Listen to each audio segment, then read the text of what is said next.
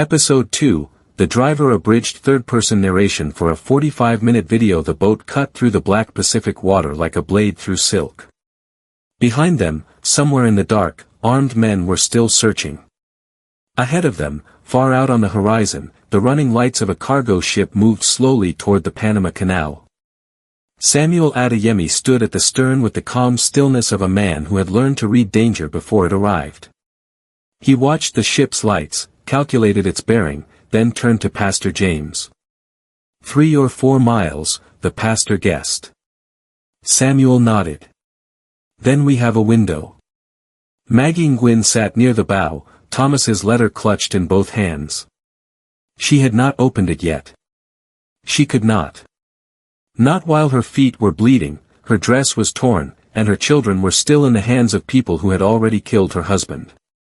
There was no flare gun. No radio. No signal lamp. Only a weak phone battery, a flashlight, and a small emergency blanket tucked beneath the boat's stern seat. But Samuel had spent his life building things, measuring angles, understanding how light moved across surfaces. He cut the silver blanket into strips, taped them to the motor mast, and told Pastor James to hold the flashlight straight up. The silver strips caught the moonlight and scattered it. In the middle of that black ocean, the tiny boat began to flash like something alive. For several minutes, nothing happened. Maggie watched the distant lights through eyes that burned from salt and exhaustion. Every second felt too loud, the slap of water against the hull, the engine's weak coughing, the small movements of Chen trying to keep his documents dry. She wanted to ask Samuel if this would work, but his face told her not to waste the breath. He was counting. He was measuring. He was listening to the night as if the ocean itself were giving him instructions. Behind them, Pastor James murmured a prayer under his breath. Chen kept glancing back toward the invisible coastline, afraid that the men who had chased them would somehow appear out of the dark. Samuel did not turn around. He had already decided that rescue was ahead, not behind. Then the cargo ship changed course. Pastor James saw it first. The vessel's bow turned. Its wake shifted. Its lights widened as it came toward them. Relief passed over the boat like wind. The ship was the MV Esperanza, a Panamanian bulk carrier bound for the canal. Its captain, Hector Morales, had seen the strange flashes on the water and ordered his crew to lower a ladder. Samuel helped Maggie climb first, then Pastor James, then Attorney Chen. He climbed last, his arms burning, his mind still working. On deck, Captain Morales wrapped them in blankets and listened as Attorney Chen explained that they had been attacked, hunted, and stranded. The captain did not ask unnecessary questions. He took them to a communications room and gave them coffee. Only then did Maggie open Thomas's letter. She read it once. Then again. Then a third time, because every sentence carried another wound. Thomas had known. He had known Robert and Catherine were stealing from the family. He had known the theft was bigger than forged signatures and missing accounts. He had gathered reports, bank records, photographs, and evidence from Rachel's investigation. He had hidden everything on a USB drive in a safe deposit box at Wells Fargo on California Street in San Francisco. Box 4471. The key, he wrote, was hidden in their house, in the place where they kept the things they never talked about. Maggie knew the place immediately. Years earlier, after the worst fight of their marriage, Thomas had packed a small wooden box with items neither of them wanted to throw away, an old hospital bracelet from Jennifer's birth, Kevin's first drawing, a photograph from a trip they had almost cancelled, and the letter Maggie had written but never sent the night she considered leaving. They called it the quiet box. They never opened it, because opening it meant admitting how close they had once come to losing each other. Thomas had hidden the key there because he knew no thief would understand the map of their marriage. He told Maggie to trust Attorney Chen. He told her Robert was dangerous. He warned her that Catherine Blackwood was not merely an ambitious wife from an old money family. The Blackwoods were connected to something international, something powerful enough to erase people who got in their way. And then Thomas stopped sounding like a witness and became her husband again. He told Maggie he loved her. He wrote about the first time she burned faux broth and tried to hide it with star anise. He wrote about their children, about the life they built, and about his fear that he would not be there when the truth finally came for them. He told Jennifer that her kindness was not weakness. He told Kevin that courage did not mean never being afraid. He told Maggie that if Robert tried to make her feel alone, she had to remember that isolation was the first tool of men like him. They would cut away friends, money, history, and confidence until the victim believed surrender was the only clean option. Do not surrender, Thomas wrote. Not to Robert. Not to Catherine. Not to grief. If I am gone, live loudly enough that they regret leaving you alive. Maggie pressed the letter to her chest, not because it comforted her, but because it was the last living part of him she could still hold. Attorney Chen sat across from her in the ship's narrow cabin. He had dark circles beneath his eyes and both hands wrapped around a coffee cup. He told her what Thomas had been afraid to say out loud. Blackwood Corporation was not just a construction company. It was a front for money laundering across 3 continents. The Blackwood family had designed the system, protected it, and used people like Robert and Gwyn as tools. Catherine had married into Maggie's family not for love, but access. Robert wanted the money. Catherine wanted the company.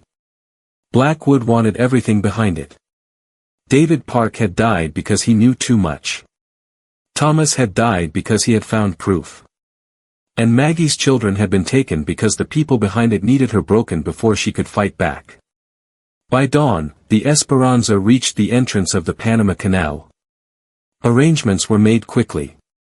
Chen contacted people he still trusted. The group split up before their enemies could track them. Maggie would fly to Baltimore, where Jennifer was believed to be held. Samuel would fly to Houston for his own family. Chen would move separately and contact federal authorities with the evidence he already had. At the airport, Samuel and Maggie stood facing each other beneath the harsh terminal lights. 2 days earlier, he had been her driver. Now he was the reason she was still alive. Before they separated, Maggie asked him the question she had been avoiding since the conference room in Costa Rica. Why did you do it, Samuel? Why risk everything for me? He was quiet long enough that she thought he would not answer. Then he told her about Emeka, the younger brother who drew buildings on napkins, who believed structures could serve people instead of crush them, who had died under a crane Blackwood should never have allowed near a public sidewalk. When you were about to sign those papers, Samuel said, I saw my brother. I saw another person being buried by people who knew exactly what they were doing. I thought, not this time. Maggie did not say he was brave. He would not have accepted that. Instead, she took his hand. For a moment, they were not employer and driver, not widow and fugitive, not pieces in Blackwood's game. They were 2 people who had both lost something and were still standing. Thank you, she said. Samuel only shook his head. We're not done yet, ma'am. They went in different directions.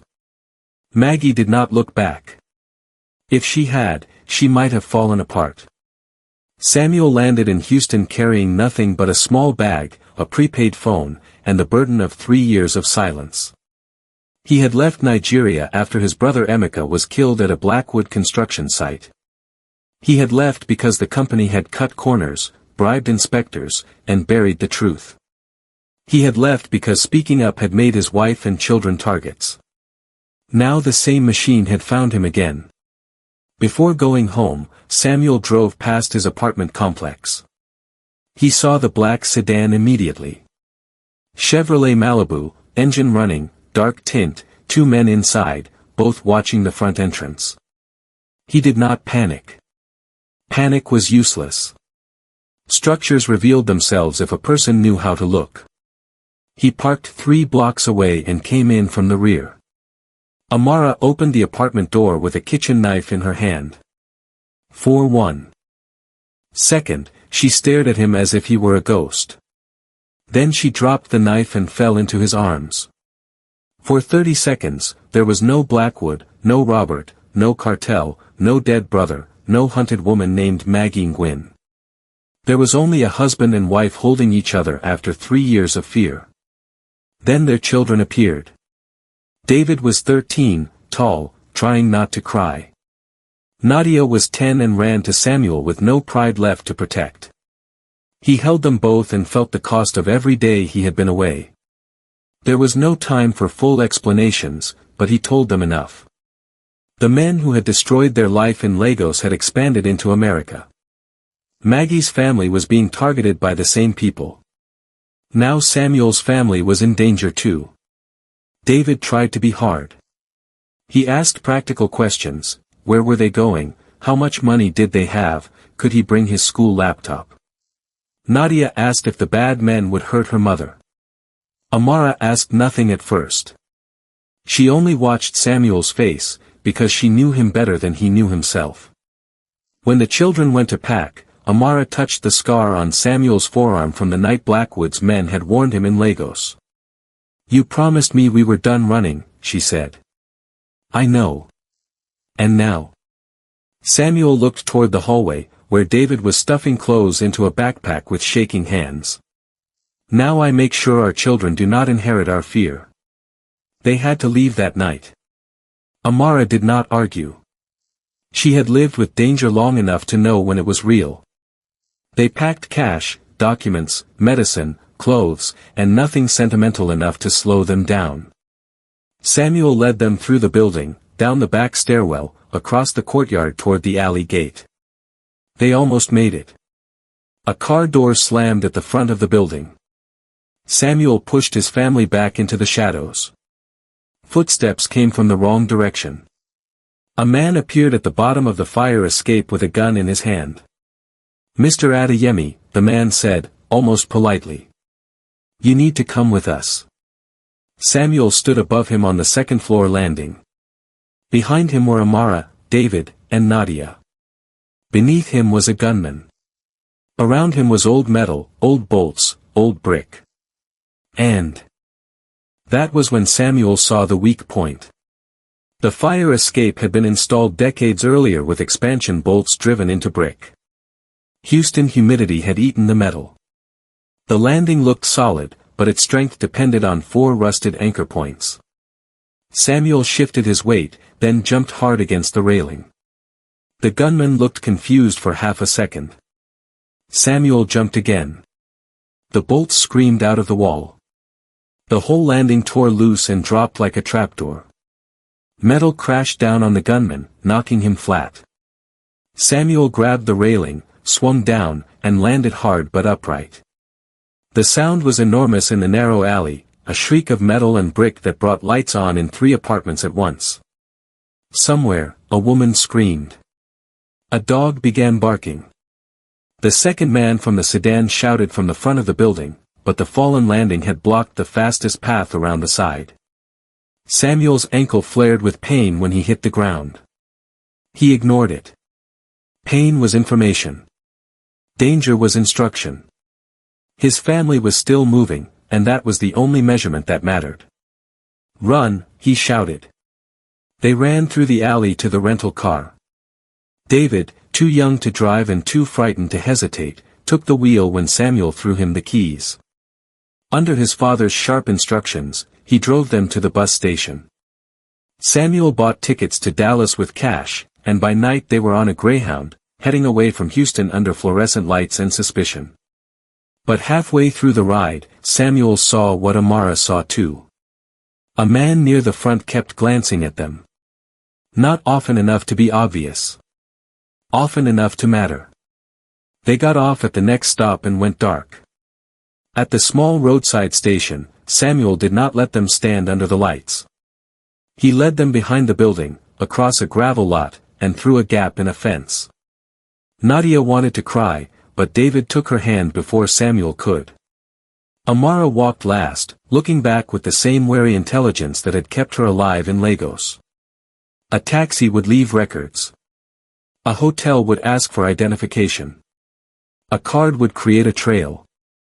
Samuel bought water, crackers, and a map from a gas station with cash. Then waited until the bus pulled away before moving again. Samuel found an old pickup truck, paid cash, and moved his family off the main roads. Amara and the children slept in the truck bed beneath blankets while he watched the Texas sky and thought of Emeka. His brother had been 23, funny, talented, always drawing buildings on napkins. He had wanted to be an architect. Then a crane had fallen at a Blackwood site in Lagos, crushing him on the sidewalk. Samuel had seen the reports. The crane had failed because safety inspections were forged. Bolts were reused. Warnings were ignored. The company paid bribes, silenced witnesses, and blamed the dead. Emeka's last words to Samuel had been, "Tell them it wasn't safe." Samuel had spent years carrying that sentence like a stone in his chest. Then his phone buzzed. It was Maggie. She had reached Baltimore. Maggie had landed alone, changed clothes in the airport, bought a burner phone, and gone straight into the city. Jennifer, her daughter, was believed to be in a warehouse near the waterfront. Maggie had no gun, no backup, and no reason to believe she would survive. But fear had changed shape inside her. It was no longer something that stopped her. It had become something that sharpened her. She watched the warehouse from a bus stop bench. It was an old brick building on South Conkling Street, supposedly vacant, with chained doors and dark windows. But every 45 minutes, a gray van drove up to the loading dock. The van stayed exactly 3 minutes. During those 3 minutes, a light flickered inside. Someone was checking on a prisoner. Maggie circled the building, found an unsecured service window, and slipped inside. Inside her jacket pocket was Thomas's letter, folded until the creases were soft. Each time her courage wavered, she touched it. She was not a soldier. She was not trained for this. She was a mother, a widow, a woman who had spent years letting other people call her emotional when what they meant was inconvenient. Now all that emotion had a direction. The air smelled of dust, oil, and wet cardboard. She moved between shelving units, listening. Voices carried from the main storage floor.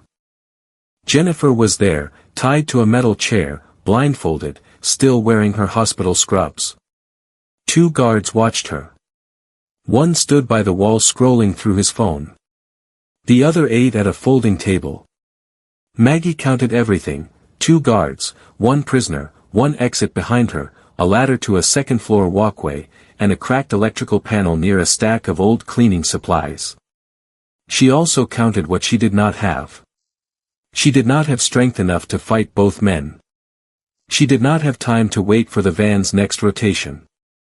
She did not have police she could fully trust, because Blackwood's reach had already proven wider than common sense. But she had surprise. She had a mother's willingness to cross lines polite people only discuss after they are safe. And she had watched Samuel long enough to understand one rule: never attack the strongest part of a structure. She needed a distraction. She tipped a metal bucket down the far aisle. It clattered across the concrete. 1 guard went to check. Maggie moved. She climbed the ladder, crossed the walkway, and pushed a loose length of pipe off the railing. It struck the guard below hard enough to drop him. The second guard reached for his weapon. Maggie was already moving. She came down the ladder, grabbed the first guard's pistol, and aimed it with both hands.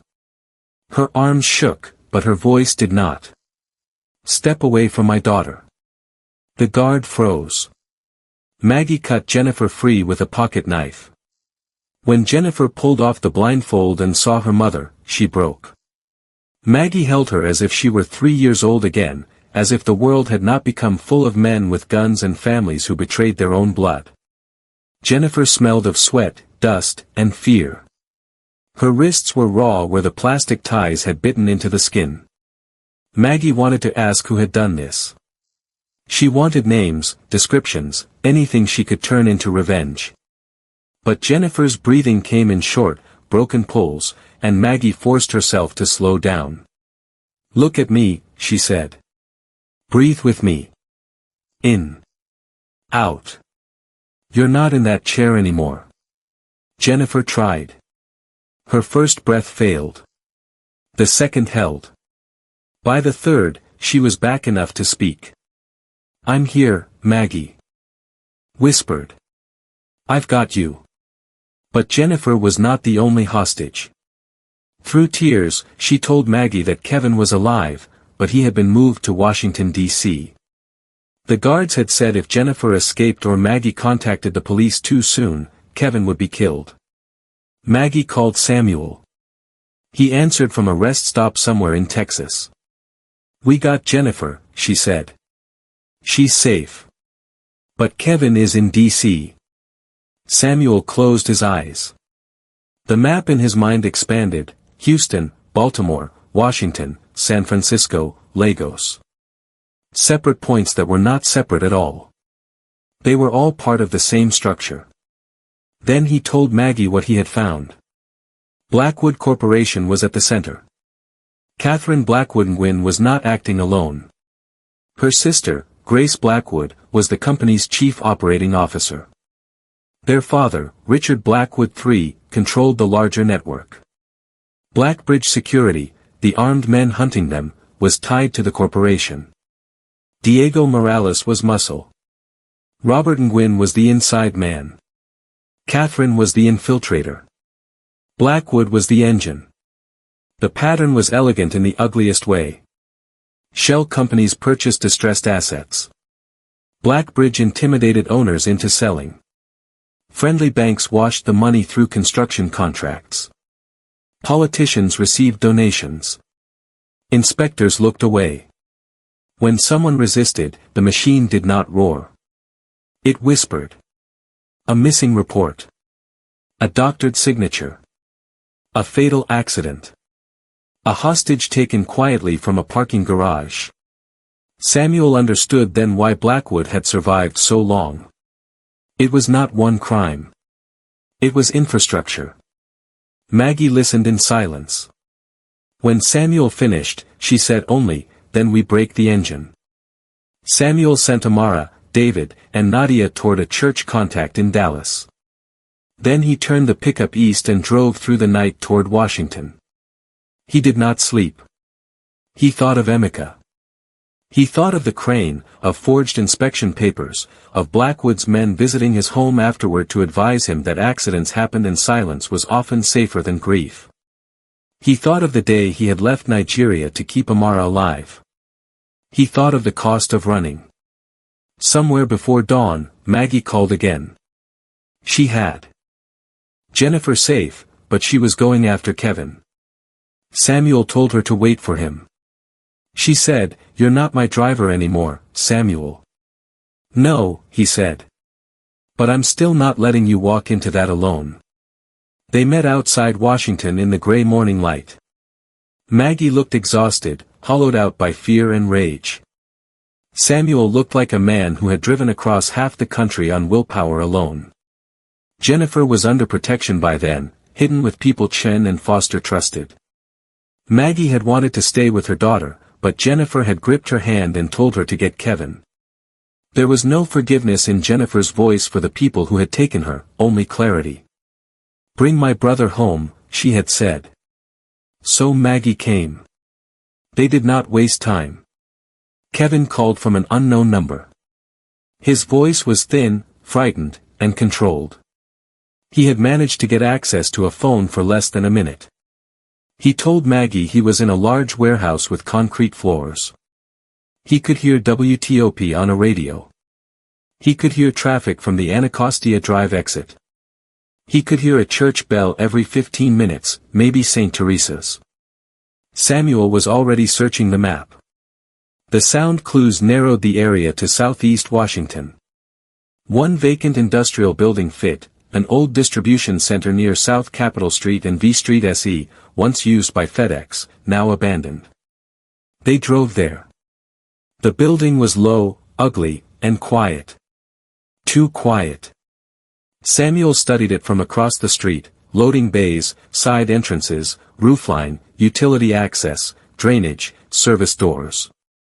He knew the building was a trap before they entered. But Kevin was inside, and traps still had weak points. They entered through a side door. Kevin was cuffed to a support column in the middle of the warehouse, bruised but alive. Maggie started toward him, but Samuel stopped her. Kevin saw them and tried to sit straighter despite the swelling around one eye. "Mom," he whispered. That single word almost broke Maggie's discipline. She took one step before Samuel's hand closed around her wrist. He did not look at her.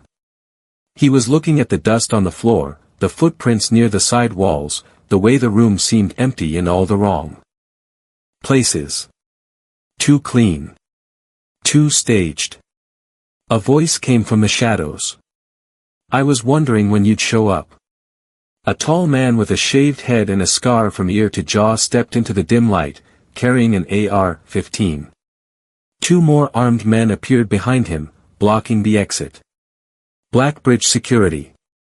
Not hired thugs. Professionals. The scarred man smiled. "Mr. Morales said to tell you that you should have stayed invisible."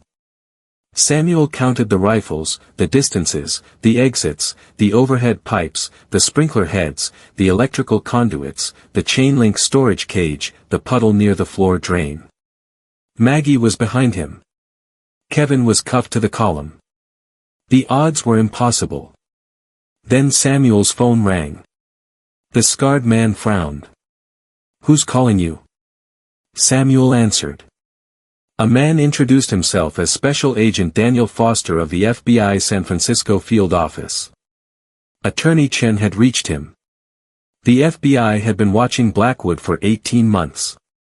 They knew about the laundering, Blackbridge security, David Park, Thomas Nguyen, and the hostages. "Then send help," Samuel said. "We are," Foster replied. "But we're 15 minutes out." 15 minutes might as well have been forever. Foster told him to keep the line open if he could. Samuel looked at the rifles and understood that the phone had become more than communication. It was a clock.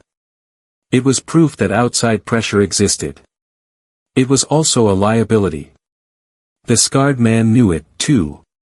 His expression changed from amusement to calculation. The scarred man raised his rifle. "Hang up." Samuel looked at the warehouse around him.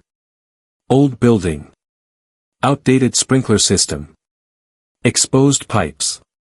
Unsealed electrical boxes. Concrete floor already damp from leaking condensation. He smiled. "You people always talk too much," he said. Then he moved.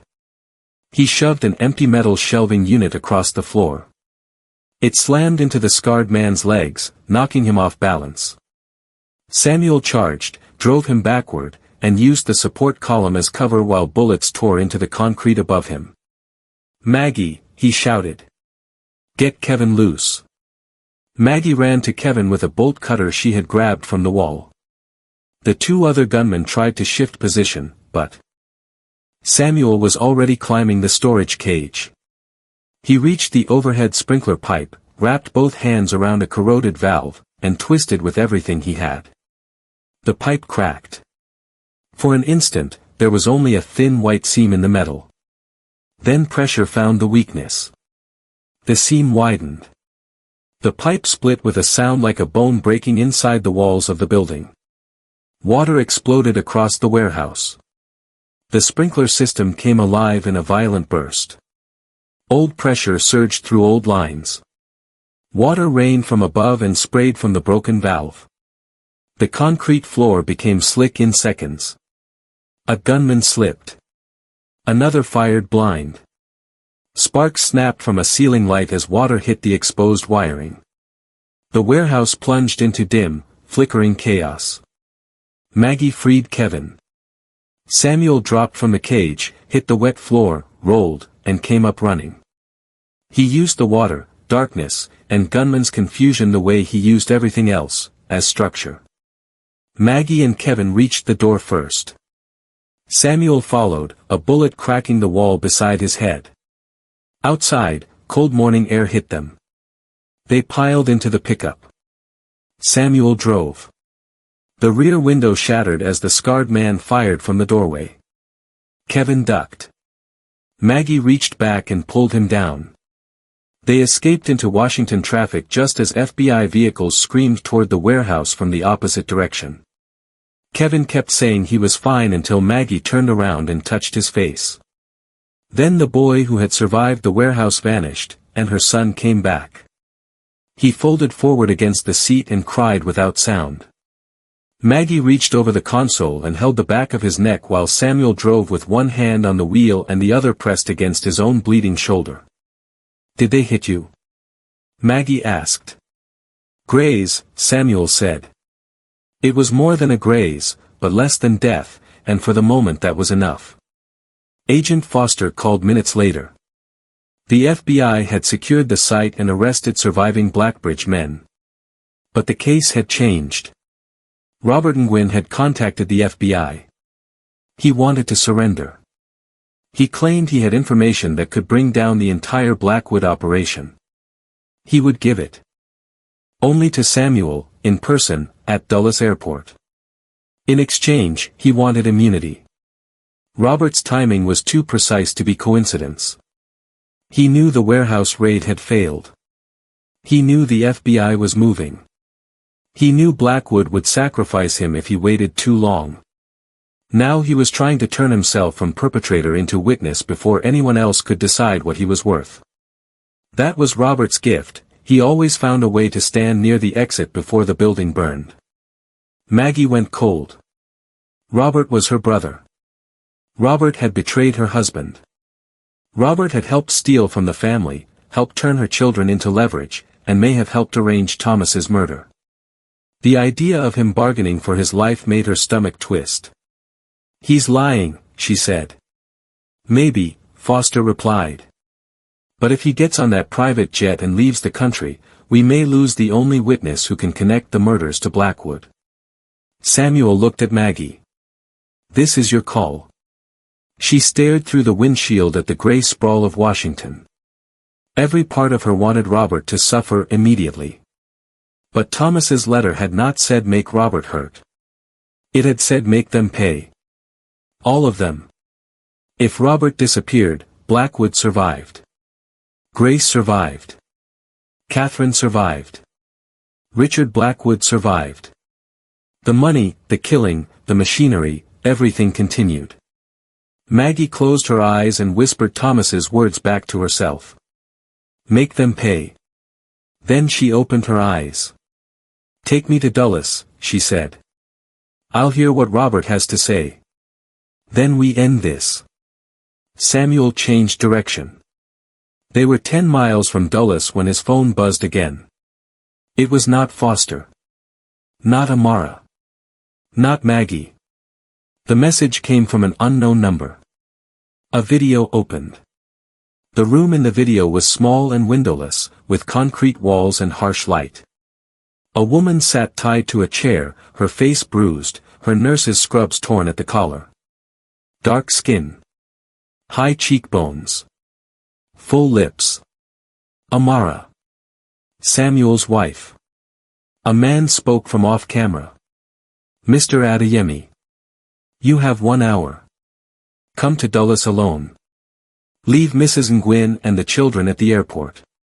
If you bring the FBI, or if you bring Mrs. Nguyen inside the terminal, the woman in this video dies." The video ended. Samuel's hands began to shake. Maggie watched the blood drain from his face. "Samuel." He showed her the phone. She watched once. Then again. Her hand went to her mouth. "Oh, Samuel," she whispered. The choice was designed to break him. If he brought the FBI, Amara died. If he brought Maggie, Amara died. If he refused to go, Amara died. If he went alone, Robert controlled the meeting. Blackwood had finally stopped attacking Samuel's principles and gone for the center of him. They had taken the woman who knew his silence, his nightmares, his failures, and his stubborn hope. They had taken the person for whom he had crossed an ocean and built a life out of hiding. For one breath, Samuel was no longer the engineer or the strategist. He was only a husband watching his wife blink under a captor's light. For the first time since Maggie had known him, Samuel looked truly lost. Then Kevin leaned forward from the back seat. "Mr. Samuel," he said. "In the warehouse, before you came, I heard them talking. The scarred guy said once you walked into the terminal, they'd move the nurse to the clean site." The other man asked where it was. He said, "Same place as the first one. The house on T Street." Maggie opened a map. There were multiple T streets in the region. Washington. Alexandria. Other suburbs. Samuel's mind reached backward. When the men in Houston had first threatened him, they had shown him a photo of Amara. It had lasted only seconds. But behind her, through a window, he had seen a water tower. He had filed it away because that was what his mind did. He remembered the angle of the window frame. The color of the water tower legs. The smear of river light beyond the glass. He remembered thinking it did not belong to Houston. At the time, the detail had been useless. Now it was a door. Now he knew why. "Alexandria," he said. "Near the waterfront. There's a T Street close enough to the water tower." Kevin stared at him. "You remembered that from a 10-second photo?" "I'm an engineer," Samuel said. "I remember structures." Dulles Airport rose ahead of them, its control tower like a white needle against the gray sky. Foster texted that a helicopter was waiting at the south ramp. Robert was in Terminal C, room 217. FBI agents were in position, but Robert had demanded Samuel and warned he would walk if he saw uniforms. Samuel pulled into the south ramp lot. Agent Foster was waiting beside a black sedan. He had the face of a man who had spent years watching evil hide behind paperwork. "Mr. Adeyemi," Foster said. "Thank you for coming." Samuel did not waste the moment. He told Foster about the video, about Amara, about T Street in Alexandria, and about Kevin's overheard clue. Foster's expression tightened. He gave orders into his radio. Within seconds, agents were moving. The helicopter crew began preparing for liftoff. Foster did not promise what he could not control. He did not say they would save her. He only asked precise questions and moved people into motion. That made Samuel trust him more. Empty comfort was another kind of lie, and they had all heard enough lies. But Robert was still inside the terminal. Maggie stepped beside Samuel. "I'm coming with you," she said. Foster started to object. Samuel did too. Maggie cut them both off. "That is my brother. He killed my husband. He put my children in danger. He helped these people tear my family apart. I am going to look him in the eye when he falls." Samuel studied her. 2 days earlier, Maggie had been a grieving widow being pushed toward a signature that would destroy her. Now she stood with blood on her clothes, her children still recovering, Thomas's letter in her pocket, and no fear left that anyone could use against her. He nodded. Kevin would stay with Foster's agents. Jennifer was already under protection. Amara's rescue team would move toward Alexandria.